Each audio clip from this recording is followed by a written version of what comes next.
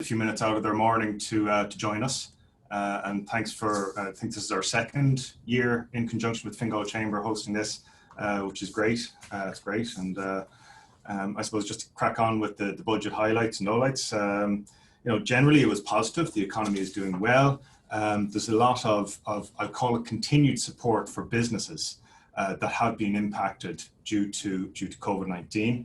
And as well, it was good to hear that they're holding back some funding for unknowns in the future. I think there's a large amount of funding available for being impacted by Brexit or for continued and extended impact of COVID-19.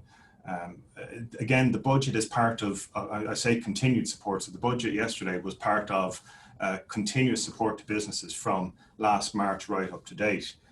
In March, we had the temporary wage subsidy scheme. In July, there was the July stimulus. And then yesterday was the budget. So there's lots and lots of measures introduced throughout the year to support businesses.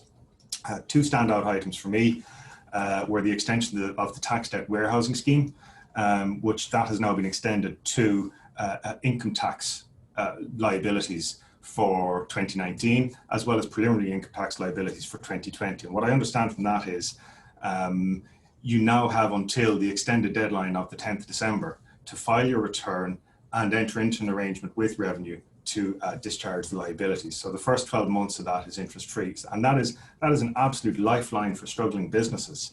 And the second standout item for me was this COVID restriction support scheme, or CRIS, I think they've called it at the moment, which again is another lifeline for struggling businesses, providing they can outlast the virus. So in terms of changes there for income tax, there's largely not a huge amount of changes for people in the income tax sphere. There's no changes to rates or bands. Marginal rates of tax remain unchanged. There's a long-standing commitment from the government to increase the self-employed tax credit. So that is now the same as the PAYE credit for next year. So self-employed people will get an extra 150 euros next year, which is great. There were small changes to USC and employers PRSI, but that's mainly just tweaking around the edges to coincide with the increase in the national minimum wage by 10 cents from the 1st of January. In terms of business supports, like I said, there has been continuous wage subsidy paid to businesses throughout 2019, and that was due to expire in March 2021. So it's good to hear that there's not going to be a cliff edge in March 2021. They are going to continue this in some way, shape or form to the end of next year. So that is a huge lifeline for businesses, where largely the biggest cost in any business is on the P&L is the cost of salaries and wages and remuneration for directors and employees working there. Another change on the business support side of things is the PUP. Previously, or up until now, you were either on the pandemic unemployment payment or you were working. There was no in between. You couldn't part work and part claim. So they've announced that from here on in, self-employed people can earn up to 480 euros a month while continuing to claim for the PUP for self-employed, which is great to hear that. They didn't increase the rates despite calls from opposition, so it remains as they were. But again, the rationale for this is so that they can continue to support paying this for much longer.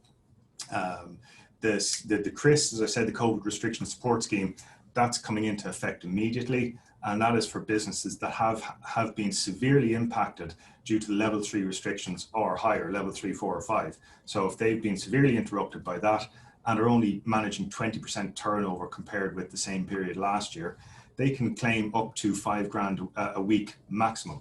So it's 10% in the first million and 5% thereafter. One of the disappointments around this is there's no tapering. So if you're 79% down in your turnover, you're not eligible for it. So again, hopefully they might make some tweaks at that committee stage or as it passes through the door. And we won't see that until next week when the finance bill is released, what the actual details are. Another positive or business support, I'm going to call this a business support, was the VAT rate reduction from 13.5% to 9%. I do see this as a business support as opposed to trying to incentivize and stimulate the hospitality sector and the catering sector and the accommodation sector. This is more a reduction in the VAT rate so that businesses can be supported through not having to pay over as much VAT. So, I think a lot of commentators are saying don't expect to see large special deals or large reductions in, the price of a meal out or the price of accommodation or those types of things, takeaways and so on, cinemas. I suppose, again, a couple of missed opportunities. I think they could have changed capital gains tax rates. They did some technical adjustments to the entrepreneurs relief, but the headline rate of capital gains tax is still 33%. It would have been nice to see that reduced. I think that could have stimulated an awful lot of transactions in the economy, particularly property related. In relation to property, again, the Help to Buy scheme was extended. So that's extended to it was due to expire this year, but it has been extended to 31st of December next year, which is great. They have also extended what they call the stamp duty refund scheme, which should again assist in developing residential properties and residential units throughout the country. So I suppose a bit of context around that: when a developer buys a plot of land, they pay 7.5% stamp duty on top of it. And providing certain conditions are met, where they convert that or where they develop that into residential units, they can claim a refund back into the residential stamp duty rate, which is down to 1%. So it's a big saving for developers and a big incentive to get moving on turning greenfield sites and brownfield sites into houses. So that's again positive. On the green side of it, I thought I would have seen a bit more changes in relation to environmental impact or climate changes or things like that. This and as well at the same time, with the current environment that we're in, they could have taken a step back and not implemented changes and not increased carbon tax, but they did increase carbon taxes. They tinkered around with VRT and motor tax, and they did extend accelerated capital allowances for certain energy efficient and green plant and equipment and machinery that's used in businesses. So that's a positive again, that they're extending these things to I suppose put some bit of a shape and some bit of a stamp on the green credentials of the government. So all in all, I think it was a very positive budget. There was lots of spending, more so to keep the economy ticking over rather than to put money in people's pockets. So, like I said at the outset, there is no real net change to people's take-home salary. Those who are working are still going to get the same income, the same standard rate bands, the same tax credits, and it's largely as you were, I suppose.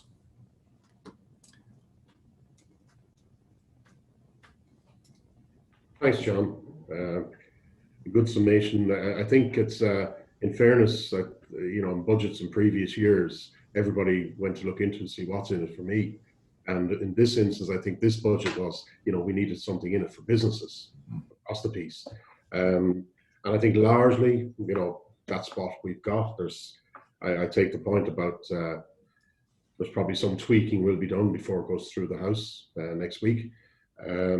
Certainly from the Chambers of Commerce point of view, we've lobbied hard for the last 6 months to get supports for businesses. The commercial rates waiver being one of them.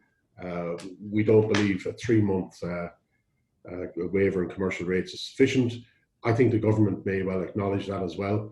But as the next 2 months go on, we will continue to advocate on behalf of that. And we actually, the view that we have is that we see it continuing into next year for those who qualify.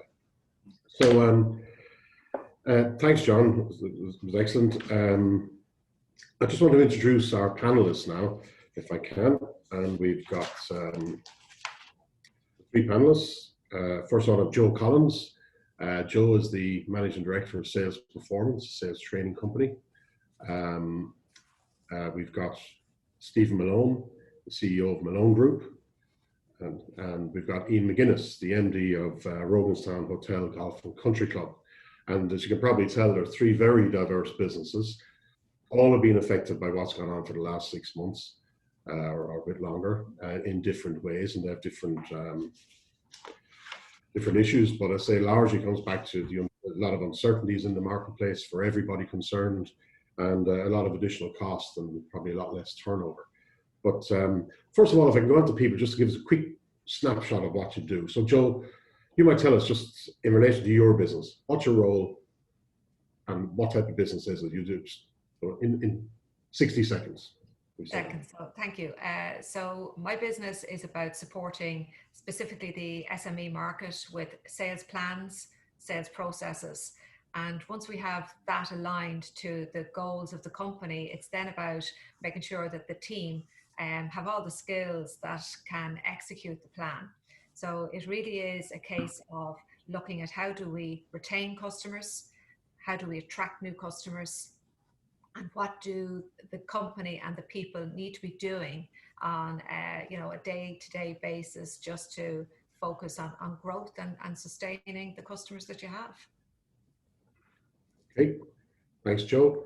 Stephen, do you want to give us a 60 seconds on Malone Group? Thanks Anthony. Yes, Malone Group is an engineering project management company, and we are involved in the delivery of projects through a large number of sectors. And I suppose specifically important over the last number of months was in the food and drink and pharmaceutical sector, because we form part of the key supply chain during the last 6 months of the emergency. I suppose as part of our services, we have project managers, we've got engineering design, we've got automation and robotic capabilities and safety management. We were set up in Fingal in '99. We're currently operating internationally from an office base of 6 across 4 countries. Okay, excellent. Thanks, Stephen. And Ian? Thanks, Anthony. I'm the Managing Director of Roganstown Gotham Country Club. We're a hotel and leisure business just on the outskirts of Swords Airport. Hotel, we've got two golf clubs, golf courses, a leisure club. We do a lot of business. Our business traditionally been kind of tours with international tourists during the summer, and then a lot of corporates and meetings, and then we do a wedding business. Golf is probably the only part of our business that's basically improved, because it's the only thing anybody can do since this pandemic kicked in. So we're pretty well positioned there, but it's a strange time. And the business has been pretty badly hit, like everywhere except golf is down kind of dramatically. I think we're down a bit. We're down at 65% down in revenue, that with golf at 100%. So you can imagine. And we're a service business, so people can't come and avail of our service at the moment. So it's just a little bit difficult. Yeah, and we might keep you on the spotlight for a second, Dean, if it's all right. I'll take maybe the first question to you, since we have you now. But if you take it, the challenges that you have, let's say at this point in time in your business, and given the time is so uncertain in the economy, what's the biggest challenge for your business as we speak now? The biggest challenge is just understanding what the uncertainty is. It's in previous, like I've learned over the last, I think 8 months, that there's no point in trying to control what I can't control. And this thing changes by the week. So it's unfortunate. I think the government did an excellent job of trying to keep the country going. I think they had to make decisions on the fly, and they've had to make decisions kind of, with the best will in the world, they've made decisions, and they've moved everything forward. In 10 years, we might look back and say they made the wrong decisions. But from my perspective, for example, on the 17th of March, we were closed down, and I had to make the call to I had about 75 people on the books, and I made everybody except, including myself, was laid off. So we went from 75 staff down to 0 in a matter of kind of minutes. And then our challenge then is trying to get them all back. So we've been working on that, and it kind of gradually through the summer came back. And we are heavily reliant. We're a service business, so our staff are so really important to us. After customers, our staff are the most important thing in the building. And they have been brilliant. Like everybody's, it's amazing. It's gratifying. It was the hardest thing I've ever had to do, is to lay off so many people all at once. But it was gratifying to have quite a lot of staff come back to me and say, look, it's not your fault. We know you're trying your best for us. In the since we went to level 3, this challenge was trying to keep those staff on the books. So we've been kind of burning cash, paying people holidays, but there's been nobody in the building. So I think I can't control the customers coming in because that's down to the pandemic. I'm trying to keep a hold on my staff and keep them looked after. And the government is helping with the wage subsidy scheme and with other things. And I'm not sure they could go any further. So I don't know whether that's your question, but it's staff and customers are two biggest challenges. Yeah. Okay. Joe, can I come to you and maybe ask you the same question in relation to the biggest challenge for the business and how you're going to address it? I can understand you're in the sales training piece business environment. So a bit like Ian's story, my business was set to have a super year. All indicators were absolutely brilliant until probably, I think it was around the 16th of March, when personally for my business, it literally fell off a cliff. Everything that I had booked and diaried into my calendar was pushed from March until September. So I guess the biggest challenge for me, Anthony, was I am a business that relied 100% on face-to-face engagement. That's where my work happened. I traveled to people's place of business.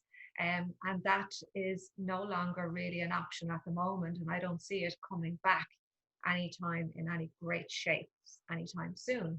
So I guess the challenge for me, Anthony, was how do I reinvent myself to make myself relevant and sustain my business going forward. So that was, like so many companies I'm dealing with at the moment, transitioning yourself from that face-to-face model to using all of the social selling tools that are out there at the moment. And that's a real challenge for the companies I work with as well, because not everybody is comfortable using virtual selling tools. Not everybody is comfortable on camera. And those are the real challenges that are facing the companies that I'm dealing with at the moment. So it's just helping them through that. Okay, thanks, Joe. And Stephen, if I come to you with that question. I mean, I suppose there's going to be similarities here with what Ian and Joe said, because you know, when it was all this kicked off in March, we would have a lot of travel as part of normal operations. The first thing was to get people home to their home offices. I was in Canada and I was able to get one of the last flights out of Toronto, which was another story in itself.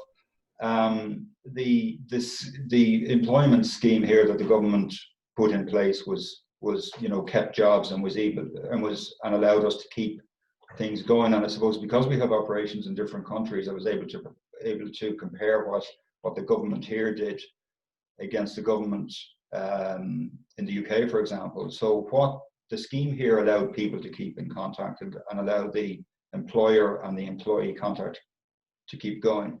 In the UK, they had a furlough scheme, which is essentially you sent people home. You weren't allowed to contact your employees or to talk to your employees or to ask you to do anything. So essentially, it was like turning off a light switch on the economy over there. And as things got, you know, back to normal in June and July, we were actually treating the UK operation as a startup. We literally had to bring people back and restart it. While here, we were able to maintain communication and work kept going. Much like Joe said, though, a large part of our work is on customer sites, and people didn't want us on site. So when we're doing projects, there's an element of design that can be done remotely, and more was being done remotely. And then there's the site element where it has to be physically executed, and that is and continues to be a challenge, because our biggest challenge at the moment across all locations is that the work has to get done. We have to keep the food and drink and pharmaceutical supply chains working, but we have to keep people safe. So we've got all sorts of rules around who can go onto one site, and then the distance and the time then that has to elapse before they're allowed onto another site. So it is extending the time it takes to do projects, but it is paramount to keep our staff safe, and by extension then our customer staff safe and our families safe and everything else. And that's the logistical work that's going on at the moment and the major challenge that we have. And you know, we have 100 staff, about 100 staff at the moment, and there's, you know, every day there's someone getting a test. You know, it's out there, it's everywhere, and we're having to manage that. So you know, every morning there's something different. There is something new to contend with. Yeah, it's the interesting connection in the three scenarios are the people in the business. You know, from Ian to Joe and yourself, Stephen, and the interesting point I found there is that in the UK, people were furloughed and went home, and they lost contact with their business, so to speak. Whereas here, we very much try to keep people as best we could in the business, or a certain connection with it. But yeah, so going on to the second question here with in relation to the budget. Is there anything in that budget you think is particularly welcome for your business? And I'll stay with you, Stephen, for a minute. And is there anything missing from the budget that you think? Yeah, I suppose, you know, it's hard to be too critical of the budget at the moment. The government is trying to keep companies alive, and I think that's evidence in the fact that they're giving companies access to funds as opposed to individuals. The challenge with all this is that the devil is going to be in the detail, and there are a lot of headline figures around, for example, what Enterprise Ireland will be doing, and around some of these equity grants. It's to get under the surface and to understand the detail and the rigor that's going to be needed to actually satisfy the conditions of these grants. And this has always been the problem with some of these grants that are announced, or some of these supports that are announced. What level of information do you need to, you know, provide in order to get these? And, you know, in some cases recently, I was reading an example of a 5-year business plan. I mean, there are very few companies on this call who will be able to say with any huge degree of certainty where they're going to be in 5 years' time, or what the business will, how the business will look in 5 years' time. What I will pick up on, though, is something John said, and it's about the green agenda. And you know, to me, the Greens have one policy, and that's taxation. And I find it very frustrating that even when you listen to an increase in carbon tax, there's no guarantee that carbon tax will be ring fenced at all. It's just going to go into the general taxation pot. And that's, I think, a missed opportunity. You know, the way we can look at the way we can change the green agenda is by looking at new technologies. And by, you know, it's always with the Green Party, it's always the stick approach. There's never the carrot approach to bring people along on the journey. It's always, we're going to tax you more, so you have to do this. And that's the wrong approach, but that's the only approach they seem to know. So I would be pretty critical of that. And I think that should have been deferred. Yeah. Okay. So that's the increase in the carbon tax. Yes. Yeah. And that's the second increase, I'm not mistaken, John. It was an increase. Yeah. It's a second of 5, I think, John, is it? Yeah, it's to get it increased over the course of the next 10 years, I think. So it's going to be increased again next year, or it's expected to increase again next year and the year after as well. So rather than, as you said, this seems to be a stick approach, rather than trying to have an impact on our CO2 emissions and our commitments, or legally binding commitments throughout Europe. To you know, for a couple of years ago, for example, there was that home renovation incentive scheme to kind of encourage people to improve the energy efficiencies of their homes, to get the solar panels involved, to get more energy efficient heating systems, insulation, things like that. So there could be further measures. I know they said there is extra cash available next year for that sort of thing, but it's still small in the context of everything. Okay, thanks. Joe, for you in the budget as an SME, so I have to say, in previous years, I probably would have looked at the budget from a personal point of view and had a look to see how better off am I going to be personally as a result of the budget. However, interesting enough, this year, my laser focus was as a business community, how are we going to fare? And I definitely hold the view, looking at it early days, that it was very pro-business. I love some of the new incentives and structures that are being implemented that really focus on trying to support companies whose cash reserves may be incredibly low at the moment. So anything that's going to inject, I guess, some funding that's going to help them is, for me, hugely welcome. If I was to look at it and kind of go, where do I think they missed a beat? Maybe I just haven't seen it yet, but at the moment, I think if we have a workforce who have childcare demands, I don't see, or I haven't seen any real measures to support the ongoing costs of childcare. And I do think that is completely looped back into holding on to brilliant people in companies. We can only do that if we can support them with the huge costs of childcare, because often what I'll hear is people leaving the workforce because of those ever increasing costs around childcare. So perhaps it will come out, but I think if there was something that would maybe just try and support people with that cost and keep people in the work environment. Yeah, and we spoke about that earlier, John, about we couldn't see anything that sort of jumped off the page in the budget about childcare. There's nothing in there about childcare. I know. I remember. I think it was early 2000s, mid 2000s. There was no benefit in kind on employer paid childcare. So I would have hoped to see something like that, because this is an ongoing omission from budgets in several years. It's not just this year, it's over the past number of years. So there are a lot of people, very, very good people, staying at home. I'm saying people as opposed to mothers or fathers. There's a lot of very good people staying at home. Sometimes it's by personal choice, but sometimes it's imposed on them because of the costs of childcare are prohibitive. So, if there was some kind of break around, or tax break or tax relief around employer-sponsored childcare, that would be hugely welcome. I think it would release a huge number of people back into the workforce, of highly skilled, highly competent, experienced people into the workforce. Yeah, thanks, John. And Ian, if I come to you, and a lot of the coverage, and rightly so, has been the tourism and hospitality sector. And we ourselves would have engaged with Fingal County Council and their tourism department over the last 6 months. We had a coordinated campaign to advertise Fingal as a place to come and visit, either a day trip or staying.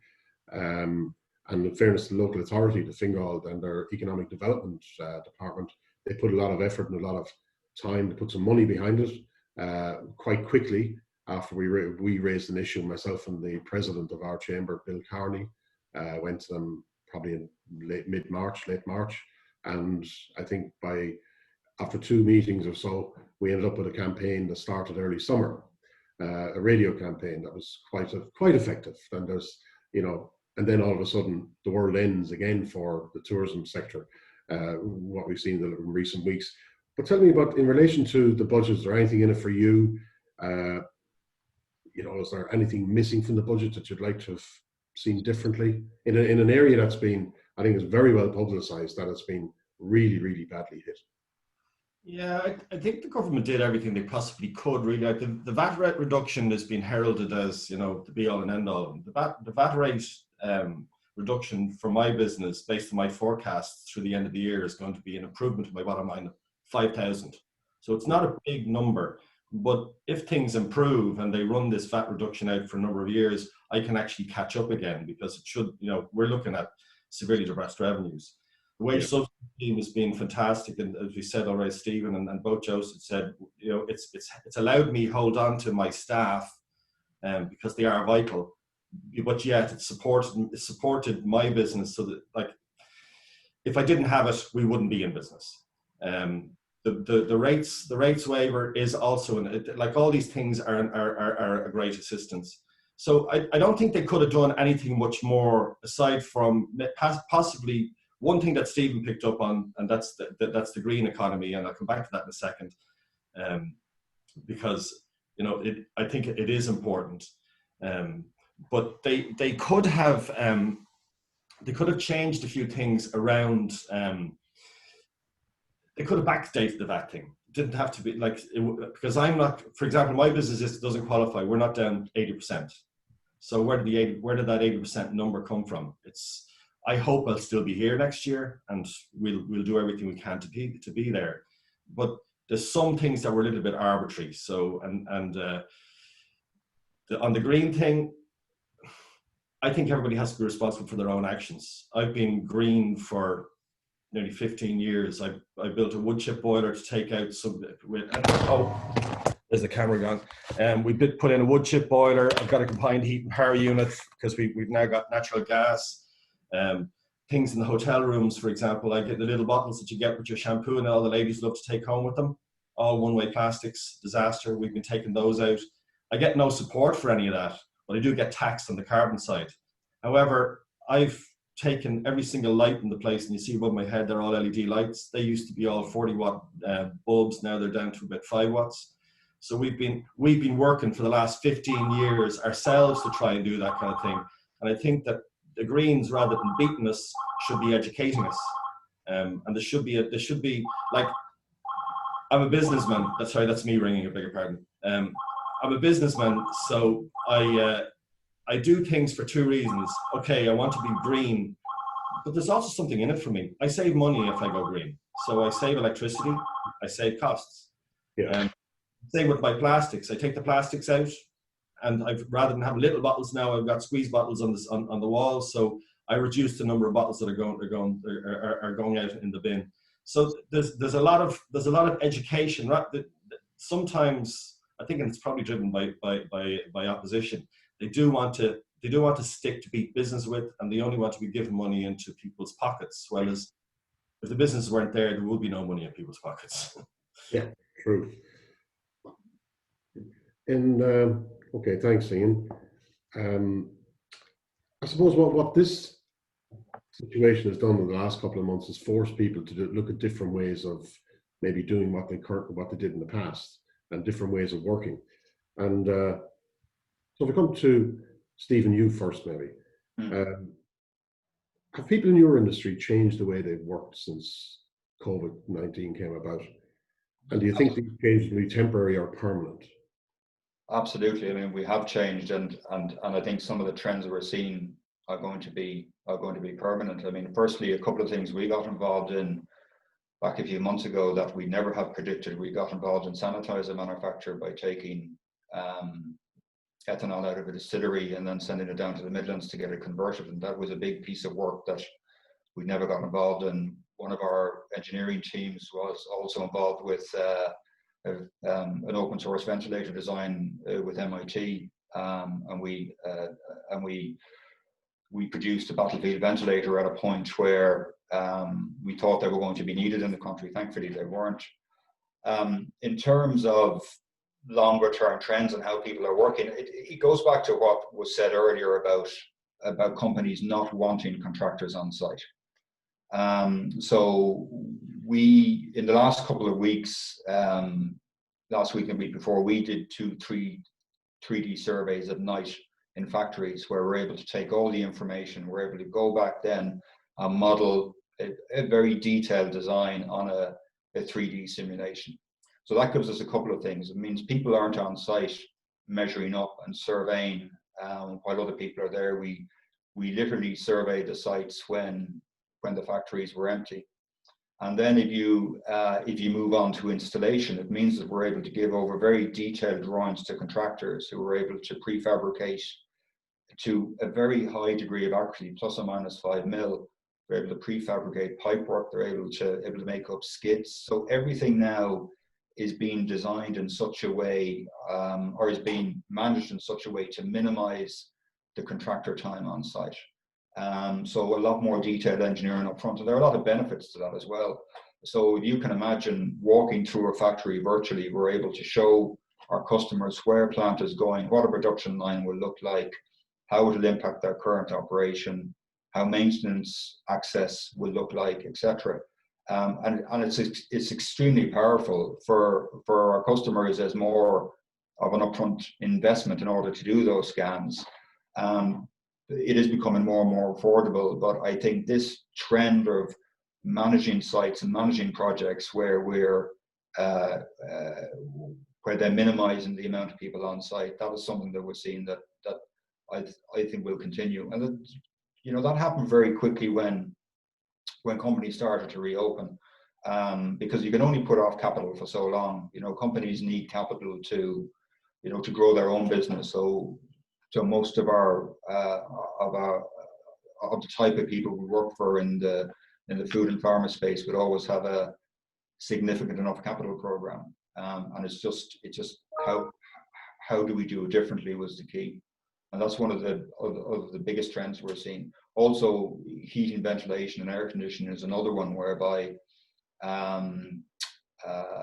you know, if the HVAC systems in factories and in offices is recirculating air too much, if a virus is present, it's just going to shove it around everywhere, all floors or rooms. And we have a lot of people looking at that. And that goes back to shortcomings in our own building regulations here. And I suppose then lastly, we are seeing a huge uptake in automation. So if you look at the clusters of COVID that the meat plants have seen all over the world, you know, a lot of that is due to a lot of tightly packed areas. So you know, the fourth industrial revolution is coming anyway, but I think this is going to accelerate it quite considerably. We're launching a program next week targeted at the meat sector in order to bring them on their journey, you know, to this smart factory of the future, where you have less people in there, you have more automation, more robotics, and more data that's informing decisions. So those trends are coming out of it. Okay, thanks, Stephen. Joe, if I asked you the same question of new ways of working for you with your clients? Yeah, so what I would say in answer to that, Anthony, you know, I mentioned earlier on that all of my work was 100% face-to-face. And back then, in sort of tail end of 2019, if you had told me that I would be effective and have impact virtually, I would have probably questioned it. So in terms of change, I think the biggest change is a move to virtual learning, virtual engagement. And I think companies also have used this time maybe just to stop, think and plan. We were all very busy doing the do of our work. So I think somewhere this unfortunate set of circumstances has made us all stop, slow down, reevaluate and think about where we want to go. The other thing I would equally say is, you know, the moving to social selling and moving to virtual platforms. I actually think, while I would be honest and say my hand was slightly forced on it, I would equally say in equal measure now, a couple of months in, it has absolutely opened up opportunity that would never have been there had I not sort of pivoted into this space. So I would encourage companies, rather than fear it, embrace it. Yeah. And welcome the opportunities, because there definitely are. You get different insights and perspectives on your customers when they're on that Zoom or Teams call, because guess what, we're all watching what's behind them. We're looking at whatever books they're on the shelf, whether it's, you know, rugby pictures, rugby balls, whatever. That all enables us to build a little bit of rapport. So I would be keen for people to just maybe get familiar with the technology and then embrace all the benefits that come with it. Okay, thanks, Joe. And Ian, in a business that's a very traditional business, being hospitality, you know, it's welcoming and dealing with people, how would you have coped with this? And is there a new way of working for the hospitality trade?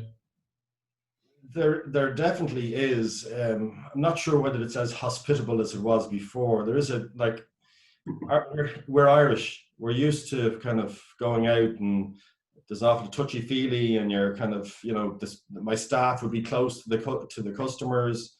Now they're wearing masks. Now everybody has to book a table, or, well, they had to book a table before we went to level 3. We have to set social distancing. I've got more hand sanitizer around the place than I can swing a cat at. I've got signs on the floor.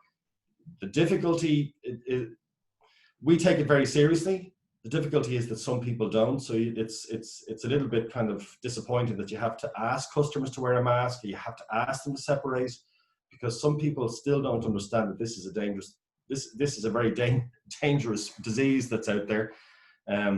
But you know, I'm not sure whether we're ever going to go back to the old kind of belly up to the bar, and it's going to be very much kind of limited social circles, going out with your small groups. Even when this is over, I think it's going to take a long time to get back, if we ever get back to, you know, where we have a big party, like a wedding with 25 people, or it's, you know, and if we went higher up, it could be a wedding with 6 people. It's not something that we're used to. But we're working stuff through, like with clients, if they want, for example, with a wedding, if it's going to be 25 people, we're saying, well, like, you can have a very, very good kind of nice experience with 25 people. They can't have music, but they can have, you know, their closest family around them, and make for it's a different celebration, but we're going to have to live with those different celebrations. And my staff have to do, like, it's strange to see one of my staff, who, especially there's one lady who's been with me since the day we opened, and she would be very gregarious, and she's, you know, she'd be very close to all of our regular clients and so on and so forth. And now she's walking around with the mask on, and it's not the same. It's definitely not the same, but it's something we're going to have to live with. Yeah. Okay. And that sort of lighten the mood, I suppose, in the series of questions. If I mentioned the word Brexit, it's almost a relief now to talk about Brexit in comparison to COVID-19. I know you know, let's say, Stephen, you have a business you have a business in the UK, and you have one in Canada and the States, and obviously here. So Brexit for you, what are the government handling, the government's management of the Brexit situation? And I suppose, secondly, how concerning for you is a no deal? And it's all the likelihood is it's going to be either a no deal, unless Boris rocks up to Buckingham Palace and says to the Queen he was only joking, which is unlikely. So I'm not sure how unlikely that is. I mean, it's you know, the Brexit impact for us actually came last year. So if you go back a year to October 19, we were about to face the third vote, and I spent 3/4 of the year last year in the UK, because it had such a profound impact on our business and our business model.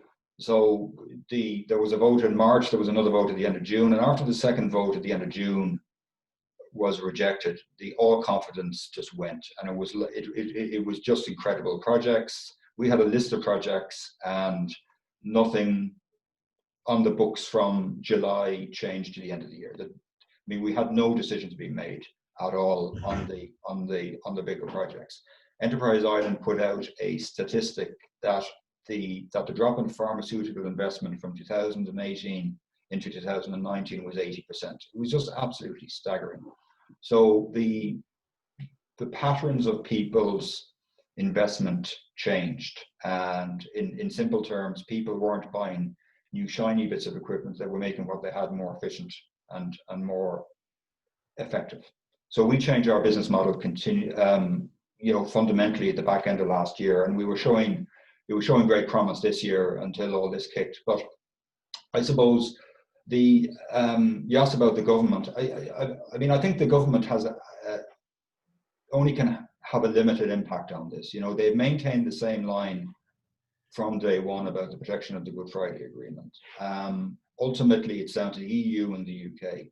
The UK has overplayed their hand, I think. I think we're now on the 4th deadline they're threatening to walk away from. And I have to think that a lot of people in Europe at this stage really don't care. They've got bigger problems on their plate. So Boris has two choices, in my opinion. He either leads the UK into a permanent no trade deal situation, or he did what he did on the withdrawal agreement, which is to give ground and pretend that he didn't, which is your point about going to Buckingham Palace. So he has form in doing this, but I think the UK government have just overplayed their hand, and they think they are an equal partner at the negotiation table, and they're not. Having said that, there's no coverage of it over there. You know, it isn't on the agenda. I mean, at the moment, we have two offices. We have an office in the Northwest, and all they're concerned about is what is Liverpool and the carry on in Liverpool and what is going on there. So Brexit isn't even on the agenda at this point. We have prepared for a no-deal Brexit in the sense that we changed our business model. We have an operation over there. We have our customers split out into who is exposed to Brexit and who is not. And what I mean by that is that we would have a lot of customers in the food sector who would source their materials and sell their end product in the UK in a sterling area, and they're still investing. They're not affected by what's going on. The UK as a domestic economy is still a very strong one. So in part of our reposition in our own business, it's to take advantage of that. Other companies then we would work for, some in the automotive space, some in the aerospace industry, they're just not spending any money. Now it isn't only to do with Brexit, it's to do with COVID as well. But I think we try to protect ourselves as much as possible by splitting out our customer base, by repositioning our own services. As to which way it's going to go, flip a coin at this stage. The UK doesn't give ground. I don't think it's going anywhere. But if he did what he did on the withdrawal agreement on the border in the Irish Sea, it will all be spin. Yeah. Okay. Thanks, Stephen. Just on that point of businesses, the Euro Chamber, who we're a part of, the European Chambers of Commerce, did a survey last year in 2019 on the top 10 issues affecting businesses in Europe. There was 50,000 businesses returned the survey. Only 1% of the 50,000 mentioned Brexit in their top 10 business issues. So when you boil it down to brass tacks, the Europeans have moved on. Yeah. Essentially. And of that 1%, they're almost all from Ireland. Yeah. And that's what happened. So, but the European sector has just moved, and they're looking at different things. Yeah. So, I mean, we're putting into all our proposals over there now that that we haven't accounted for any potential tariffs post-January, and no one is blinking an eye. I mean, tariffs, I think, go from something like 0.7% up to 70%. And there's no doubt people around the border region that are selling food products on either side are going to be hugely affected by this. Yeah. And I was going to call it there, but I'm not going to call it because I keep changing my mind as to which way it's going to go. But yeah, there was a narrative. I mean, to your point there, Anthony, there was a narrative for a while that the German car industry would come and save them. And then there was an analysis done on how many German cars are sold into the UK market, and it isn't material. And I think that most of Europe has moved on. Yeah. Thanks, Stephen. Ian, Brexit. Yeah. Ian again. From our perspective, we're a small little island on the edge of Europe. I'm in the tourism business first and foremost, and traditionally a very large proportion of our tourists come from the UK, and in Dublin quite a large proportion come down from the north of Ireland. So yes, it is a worry. However, Brexit is it's another thing we can't control. The Irish government have done a pretty good job, and I actually think they've leveraged their position pretty well, because we're basically a dot compared to kind of the other big economies in Europe, and they've managed to leverage their relationships to do as good as they could for Ireland in this whole negotiation. To Stephen's point, you can't legislate for Boris. God knows what he's going to do from one day to the next. I actually think personally, and I've said it for a long time, we've been talking about Brexit for so long. It's been going around the houses. To be honest, it's been driven by the media. When it happens, it happens. Whatever the deal is, whether there is a deal or there's no deal, there'll be Armageddon for a period, and then we'll settle back to where we were before. For my business, I think that, English people still want to go on holidays. Northern Ireland people still going to want to come down and visit Ireland. The impacts for us, for example, at the moment, the VAT rate on hospitality in the UK has been reduced to 5%. So that makes me a little bit less competitive. But hey, they come for the experience, and English people, by definition, they're not normal. Well, there's a little bit of a generalization, but they normally like to come here because they can speak the language. or go to Spain where they can speak they can all speak the language there as well, but where they can speak the language of the sun. So I think once it's all done, they'll come back. So, okay, we're going to have an impact for a period, and thereafter, it's as if it'll never happen. So we've made a big deal about it. But I think once the whole thing, it's almost like having a date. If I knew where coronavirus was going to finish, I'd be very happy because I'd know what I could do going forward. If I knew the date and we're past the date when they're actually gone out of Europe, then we can move forward with it again. And Stephen, you're going to just have to deal with your tariffs. Okay, that's an issue. But hey, the UK voted for it, and they're going to have to deal with the fallout. And from our perspective, I think the English and Northern Ireland people will come back. They'll stop for a while. They look locally, and then they say, "Hey, listen, it's a deal to go over there, so let's go over there." Yeah. Okay. And it's actually one of the things that everybody's looking at, as well as COVID-19, is Brexit. And we ourselves, through our SkillNet, are running a number of briefing sessions. There's one next Wednesday for those who wish to look up the website and book into it. With some very notable speakers on the Brexit issue and where we think we're going to be. It should be a lot clearer next week, because it hasn't been clear for the last 3 years. But it should be a lot clearer for next week. If it's not, we can all give up.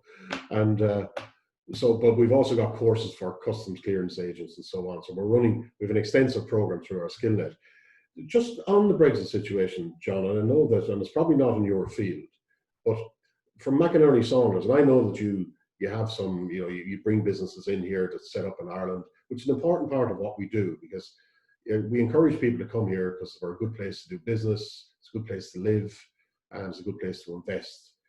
Has it been a bit of a showstopper for you, the Brexit, for your organisation, in relation to, are people still coming in, or is it an incentive for people to come in because they may be faced with tariffs on production of products from the UK into the European Union?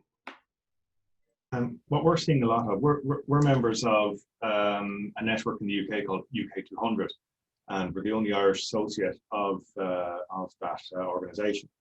And so we are getting a lot of inquiries where domestic businesses in the UK are looking to split how they do business.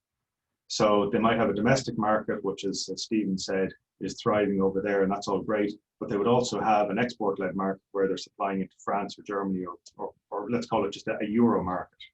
So at the moment, a lot of businesses are trying to split how they do that, to have, let's say, an Irish entity that would be supplying Europe, and then they would continue doing business as they are in the UK in the domestic market. So that's what we're seeing a lot of. This is something that has blown hot and cold. It's going on for, I think it was 2016 was the initial vote. So it has been, I remember the first week after that vote in 2016, there was just an absolute influx. I mean, 17, well, whenever it was, there was an influx of inquiries from the UK saying, we want to set up in Ireland, we don't want to change the way we're doing things, and just setting up operations here. So we have assisted in setting up an awful lot of companies for people to do business slightly differently from the UK, which is very positive. And a lot of these aren't just, they're not shell operations, they're employing 1-2 people, and it's great to see. And as well, on the flip side of it, I suppose, is being part of that network. We have access to a lot of domestic, in the UK, expertise and experience in the UK around tariffs, movement of goods, and that side of things in the UK, which is really, really helpful for assisting clients on that side of it.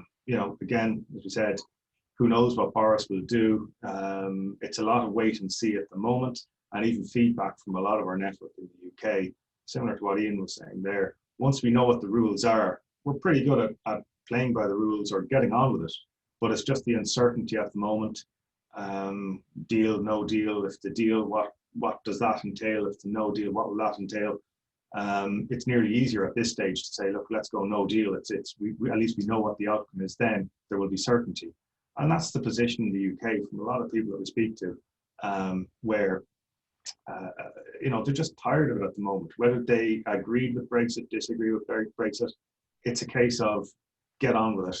Yeah. Tell us the rules. We'll all get on with it. Yeah. Okay, thanks, John. Just we have one more question we're going to ask, but before that, if anybody's got a question, you can put it in on the the chat box at the bottom of your screen if you have a question for any of the panelists, and we can see it here. Because I'm fully aware that we're running up against our time now. But lastly, and Joe, if I come to you, the most important lesson you've learned in 2020, given the year that it is, what is it? I guess for me personally, first I'm going to answer it. And what I've learned is that, you know, there is so much that we can just be happy with based on restrictions that we have. So I've learned maybe personally, maybe make do with less.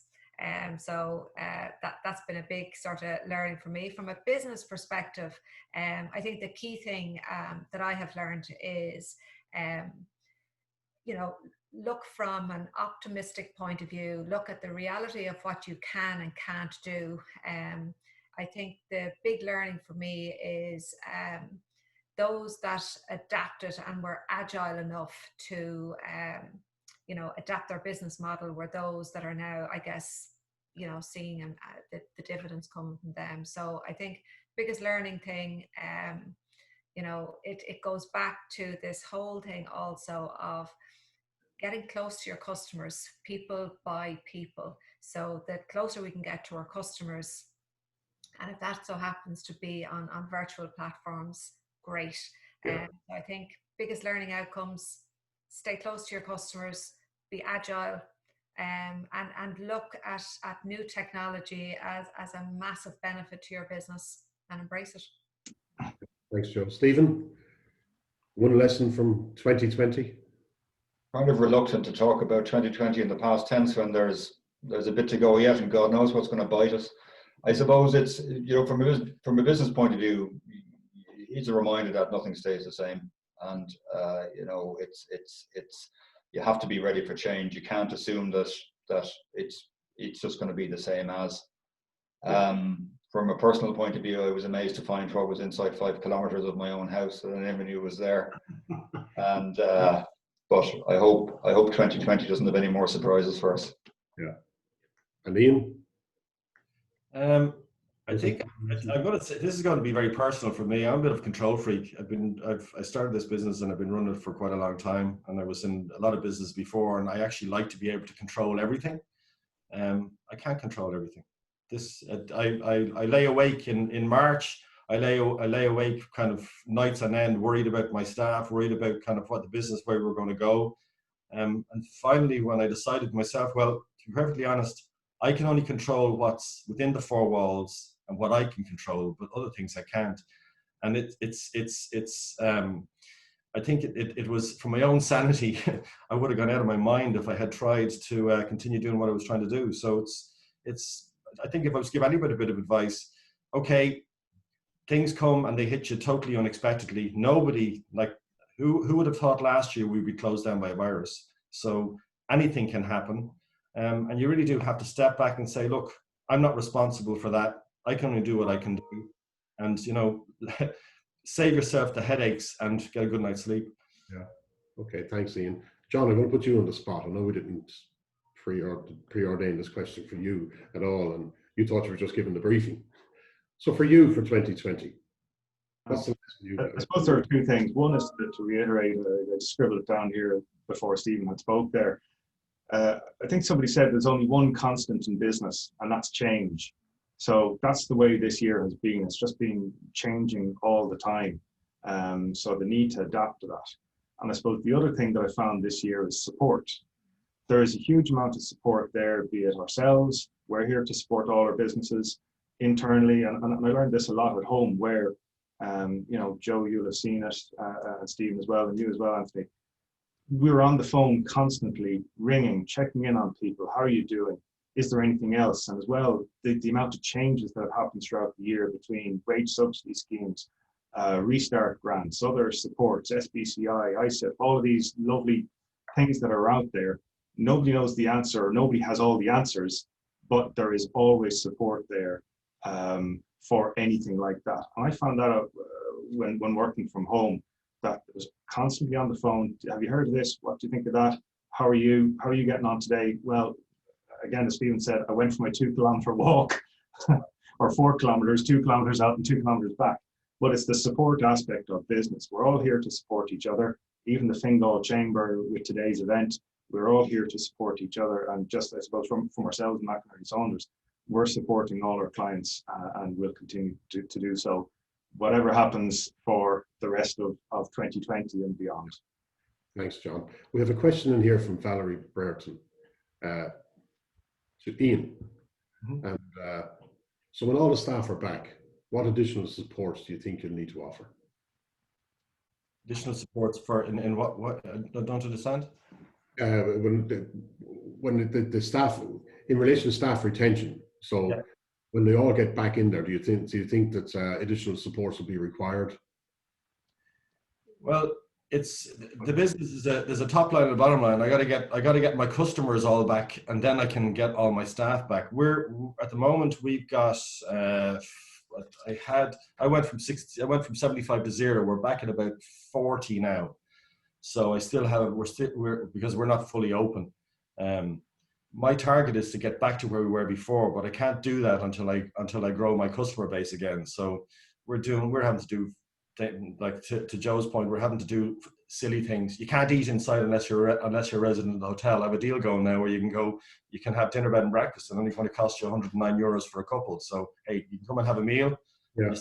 So if I can keep growing those kind of things, I can get all my staff back on board.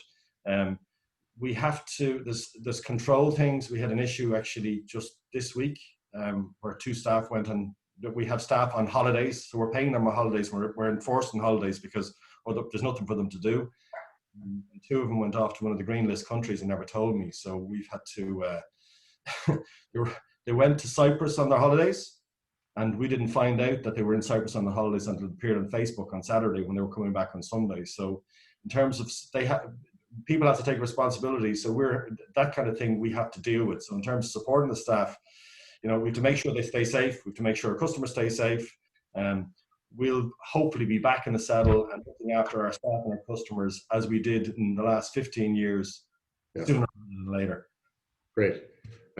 Thanks, Ian. And finally, I want to say thank you to everybody, to Ian, to Joe, and to Stephen for taking part in this morning's webcam, the broadcast, and to John and his colleagues, and particularly Owen Sheehy, the managing partner of McInerney Saunders.